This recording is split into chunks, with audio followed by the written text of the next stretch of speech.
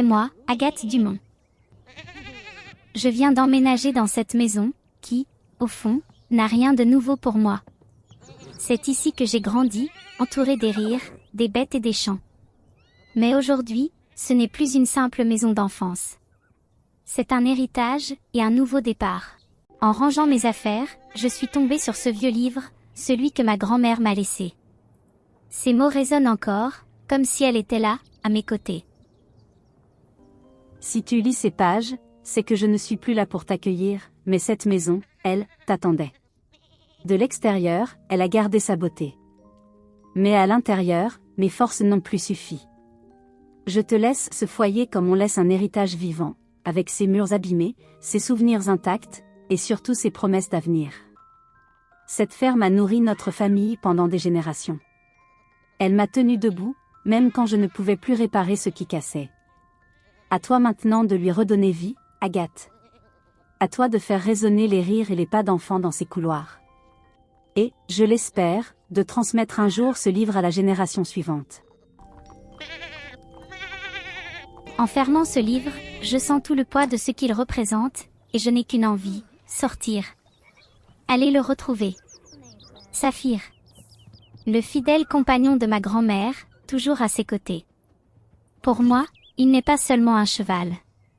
Il est le témoin vivant de cette histoire que je dois poursuivre.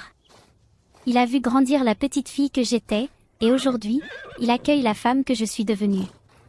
Avec lui, c'est comme si une part de ma famille me regardait encore. Et puis il y a Topaz. La dernière pouliche née sous les yeux de ma grand-mère. Je sais déjà que je ne pourrai jamais m'en séparer. Elle est plus qu'un avenir, elle est un souvenir devenu vivant. Avec elle, c'est comme si ma grand-mère continuait à veiller sur moi, ici, dans cette ferme.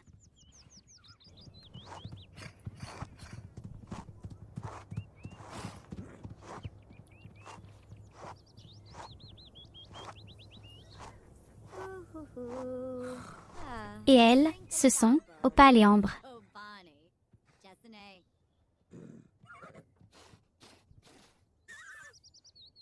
Deux juments courageuses, héritées elles aussi de ma grand-mère.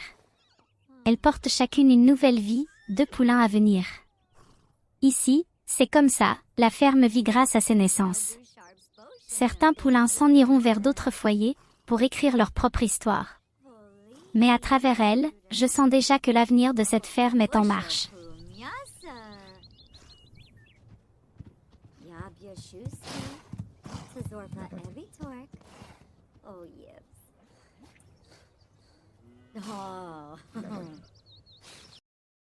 Ta mère voulait reprendre la ferme. Elle en parlait sans cesse, des champs qu'elle rêvait de cultiver, des poulains qu'elle voulait élever. Mais le destin a brisé ce rêve trop tôt. Elle est partie, bien trop tôt. Dans cet accident, et ce jour-là, tout a basculé. Alors c'est moi qui t'ai prise par la main. Je t'ai appris à traire les chèvres, à ramasser les œufs, à respecter la terre, comme ta mère voulait le faire avec toi. Je me souviens de ton rire quand une poule te picorait les doigts. Je me souviens de tes yeux brillants quand un chevreau faisait ses premiers pas. Chaque journée, j'ai essayé de t'enseigner ce que je savais, que la terre n'est pas seulement un travail, mais une promesse. Qu'en prenant soin d'elle, elle nous nourrit et nous protège. Je me souviens. Petite, je passais des heures à attendre devant le poulailler, à voir la vie naître. Aujourd'hui, chaque naissance me ramène à elle. Je n'ai pas pu tout réparer, ni garder la ferme telle qu'elle était. Les murs se sont fissurés, les champs ont parfois manqué de bras, et mes forces n'étaient plus celles d'autrefois. Mais j'ai veillé sur chaque pierre, sur chaque souffle de vie, pour que rien ne disparaisse complètement. Mon seul espoir, Agathe, c'était toi. Que tu trouves ici non pas seulement un toit, mais une raison de rester debout. Que tu reprennes ce que ta mère n'a pas pu achever, et que tu redonnes à cette ferme la vie qu'elle mérite. Reprendre sa place, c'est ce que j'essaie de faire. Un pas après l'autre.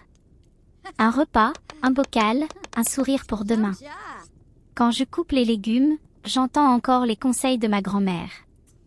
Quand je ferme un couvercle, C'est comme si je fermais un petit trésor pour l'avenir. Chaque geste paraît banal, mais pour moi, il a un sens. Parce que c'est avec ces bocaux que je vais remplir ma boutique. Parce que c'est avec ces petites choses, ces conserves, ces produits simples, que je peux espérer tenir. Parfois, je monte Saphir et je regarde l'horizon. Je me demande si ma mère avait déjà imaginé ces paysages comme moi. Si elle avait rêvé des mêmes galops, des mêmes récoltes, des mêmes rires d'enfants dans la cour. L'héritage de ma grand-mère, il paraissait grand, solide. Mais une fois les dettes réglées, les frais de la maison, les funérailles, il ne reste presque rien. Seulement 2157 simflouz. Alors chaque graine, chaque litre de lait, chaque poussin, chaque poulain devra compter. Parce que je n'ai pas le droit d'échouer.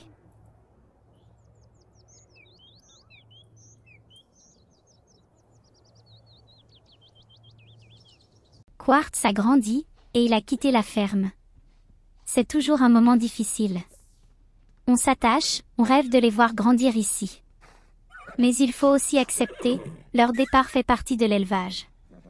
Grâce à lui, j'ai pu soulager un peu les comptes, et je garde l'espoir qu'il vivra une belle vie ailleurs.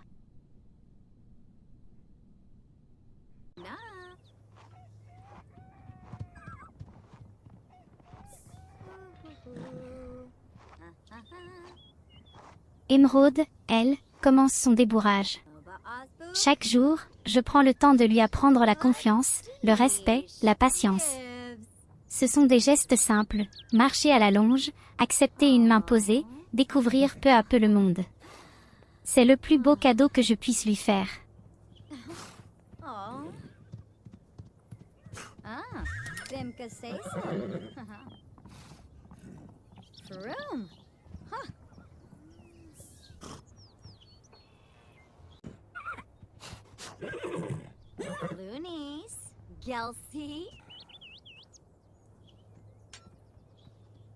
Après le départ de Quartz, j'ai choisi de refaire reproduire les chevaux. Il faut penser à l'avenir. Chaque naissance est une promesse, et une chance de maintenir la ferme en vie.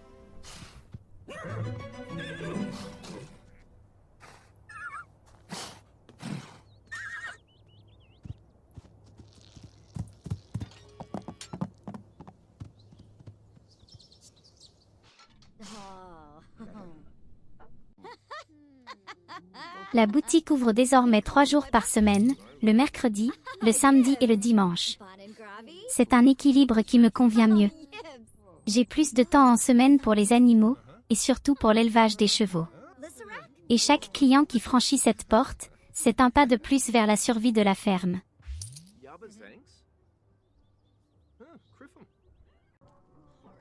Dans la cuisine, je continue de préparer mes bocaux. Chaque pot, chaque conserve représente quelques simflouz de plus, mais surtout un peu d'indépendance en plus. Je me dis que c'est ainsi que la boutique peut refléter mon travail, une ferme simple, mais pleine de vie.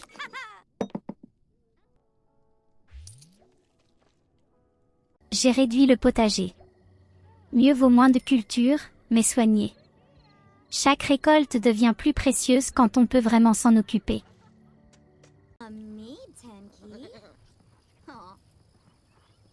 Les chèvres me rappellent l'enfance. Leur lait nourrit la boutique, mais il nourrit aussi mes souvenirs. J'entends encore ma grand-mère me montrer comment les traire, comment poser les mains doucement. Et parfois, quand elle bêle, j'ai presque l'impression d'entendre son rire.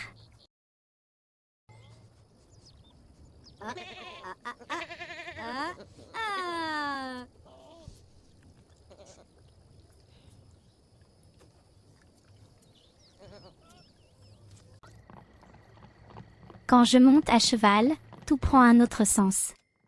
Les soucis s'éloignent, et il ne reste que ce lien. Eux, m'ancrent. Ils me rappellent pourquoi je me bats chaque jour, et ce que je veux vraiment protéger.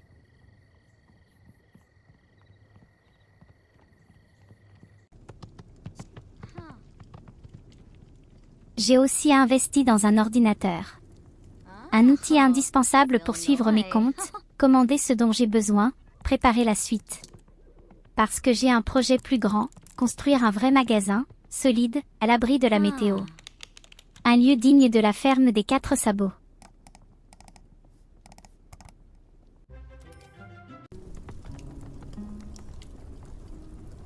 Les journées sont longues, mais le soir, je prends le temps de me poser. Une lampe, un carnet, et la ferme paraît moins lourde à porter.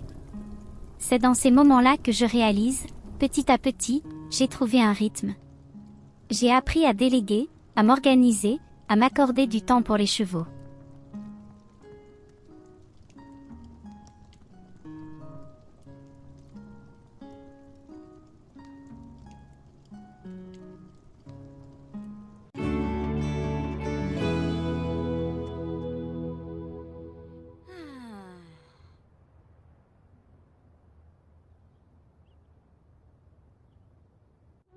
La route est encore longue, les comptes encore fragiles. Mais chaque matin, quand je vois le soleil se lever sur la ferme, je me dis que tout ça en vaut la peine. Parce qu'un héritage ne vit que si on a le courage d'y croire.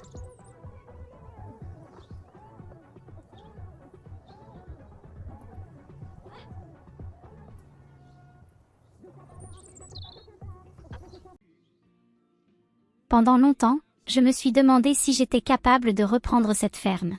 Aujourd'hui, je me demande jusqu'où elle peut aller. Ce magasin, je l'avais imaginé pendant des mois. Un endroit à l'abri de la pluie. Un endroit pour vendre les produits de la ferme, et continuer ce que ma grand-mère avait commencé. Mais ce que les clients voient à l'étage, ce n'est qu'une partie du travail. En dessous, j'ai aménagé une cuisine. Un endroit pour préparer les conserves, cuisiner les produits de la ferme, et donner vie à ce que nous produisons ici. Pourtant, malgré tous ces changements, il y avait une chose qui occupait toujours mes pensées, les chevaux. Émeraude avançait bien. Son débourrage avait commencé, doucement. Jour après jour, nous apprenions ensemble. Mais plus elle progressait, plus je réalisais une chose, je ne pouvais pas tout faire seule. Entre la boutique, les animaux, les cultures, je commençais à atteindre mes limites. Ce soir-là, je suis rentrée avec une idée qui ne me quittait plus. Quelques semaines plus tôt, un client m'avait parlé d'un soigneur qui travaillait avec les chevaux. Il s'appelait Fabien. À l'époque, je n'y avais pas vraiment prêté attention. J'avais toujours voulu tout gérer seule. Mais cette fois-ci, j'ai cherché ses coordonnées.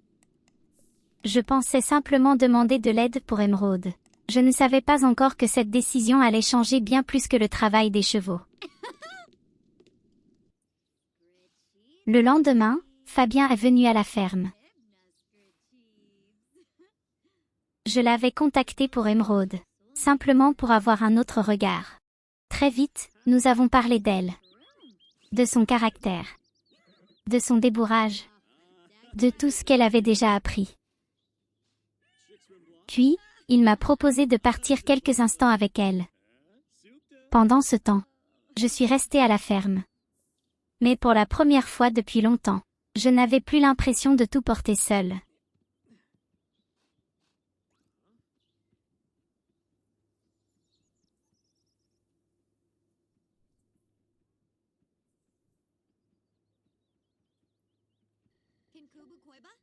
Quand ils sont revenus, Émeraude semblait plus calme, plus posée. Nous avons continué à parler. De son débourrage, de son caractère, et de tout ce qu'il lui restait encore à apprendre. Entre deux phrases, Fabien prenait quelques notes sur son téléphone. Des exercices. Des idées. Des points à retravailler pour la suite. Puis les autres sont arrivés. Comme il le faisait souvent. À cet instant, je n'y ai pas vraiment prêté attention. Pour moi, c'était juste comme d'habitude. Mais ce jour-là, j'ai eu l'impression que Fabien regardait la ferme autrement.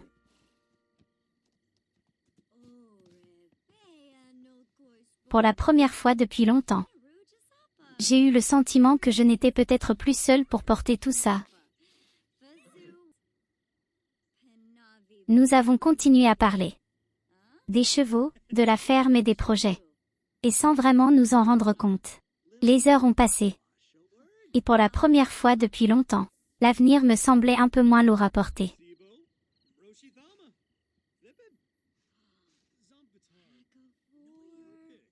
Les jours ont passé, puis les semaines. Fabien continuait à venir à la ferme. Au début, nous parlions surtout des chevaux. Puis du magasin. Puis de tout le reste. Travailler ensemble était devenu naturel. Et un jour, quelque chose a changé. Je crois que nous avions déjà dépassé le simple travail depuis longtemps.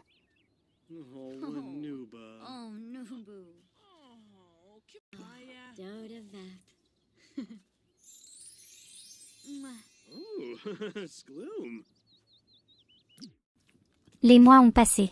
La ferme continuait de grandir. De nouvelles vies arrivaient. Chez les animaux. Comme chez nous. Puis un jour, notre histoire a changé une nouvelle fois. Notre famille allait s'agrandir. Les années ont passé plus vite que je ne l'aurais imaginé. La ferme continuait de vivre. Les saisons passaient. Les chevaux grandissaient. Et nos enfants aussi. Leslie était devenue une adolescente. Malo grandissait un peu plus chaque jour. Ce qui n'était qu'un héritage était devenu une maison. Une famille. Aujourd'hui, Leslie et Malo parlent déjà de reprendre la ferme un jour.